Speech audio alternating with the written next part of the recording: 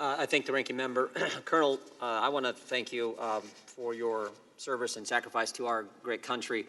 This afternoon, your former boss, Mr. Morrison, is going to be sitting right where you're sitting, and he's going to testify. And I want to give you a chance. I think we're bringing you a copy. I want to give you a chance to respond to some of the things Mr. Morrison said in his deposition, page 82 of the transcript from Mr. Morrison. Mr. Morrison said this: I had concerns about Lieutenant Colonel Vindman's judgment. Among the discussions I had with Dr. Hill in the transition was our team, its strength, its weaknesses, and Fiona and others had raised concerns about Alex's judgment. When Mr. Morris was asked by Mr. Castor, did anyone ever bring concerns to you that they believe Colonel Vindman may have leaked something? Mr. Morrison replied, yes. So your boss had concerns about your judgment. Your former boss, Dr. Hill, had concerns about your judgment. Your colleagues had concerns about your judgment, and your colleagues felt that there were times when you leaked information. Any idea why they have those impressions, Colonel Vindman? Yes, Representative Jordan. I guess I'll start by reading Dr. Hill's own words, as she attested to in my last evaluation that was dated middle of July, right before she left. Alex is a top 1% military officer and the best Army officer I've worked with in my 15 years of government service. He is brilliant, unflappable, and exercises excellent judgment. So he was he was exemplary during numerous visits, so forth and so on, but I think you get the idea. Mr. Morrison, yeah, the date of that was,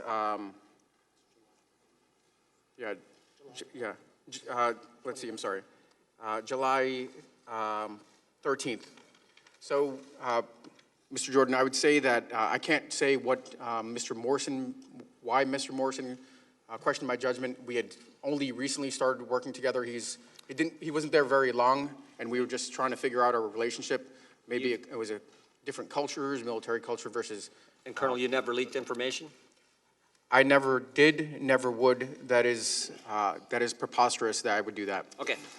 Colonel, it's interesting. We deposed a lot of people in the bunker in the basement of the Capitol over the last several weeks, but of all those depositions, only 3 of the individuals we deposed were actually on the now somewhat famous July 25th phone call between President Trump and President Zelensky. There was you, the individual sitting beside you, Ms. Williams, and then there, of course, was your boss, Mr. Morrison, who I just read from his deposition. When we asked Ms. Williams, who she spoke to after the call, about the call, she was willing to answer our questions, and chairmanship allowed her to answer our questions. When we asked Mr. Morrison, who he spoke to after the call about the call, he was willing to answer our question, and Chairman Schiff allowed him to answer our question. But when we asked you, you first told us 3 individuals at the NSC, your brother and the 2 lawyers.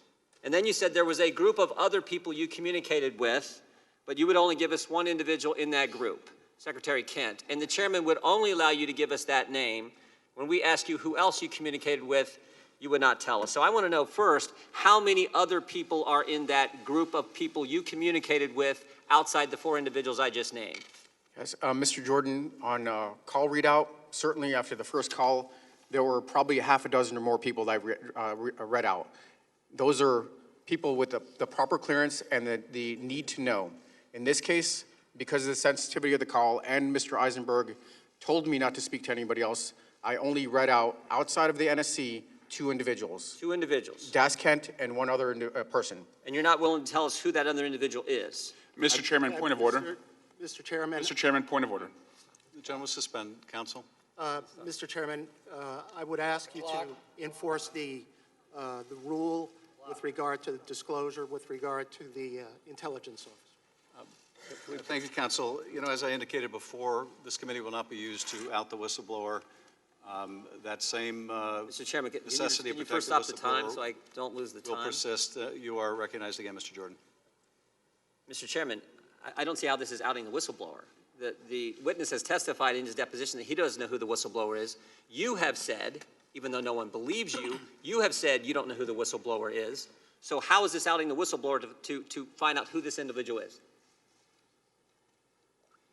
Mr. Jordan, this is your time for questioning. You can use it any way you like, but your question should be addressed to the witness. And your question should not be addressed to trying to out the whistleblower. Well, okay. Colonel Vindman, There's another thing Mr. Morrison told us in his deposition. He said he was not concerned about the call itself. He said there was nothing illegal or improper on the call, but he was concerned about the call leaking, the contents of the call leaking. He said this, he was concerned how it would play out in Washington's polarized environment, how the contents would be used in Washington's political process. Mr. Morrison was right. Excuse me, Mr. Jordan, could I get a page?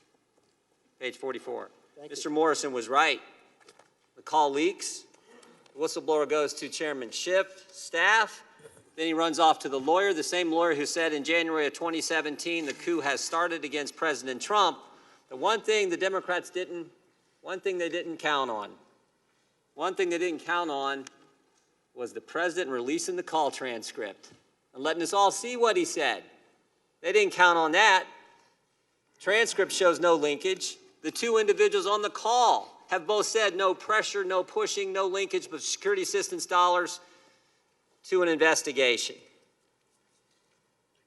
Ms. Williams, after the call on the 25th, we know that Colonel Vindman talked to several people. After the call on the 25th, how many people did you talk to about the call? I did not speak to anybody about the call. Didn't speak to anybody. No. I yield back.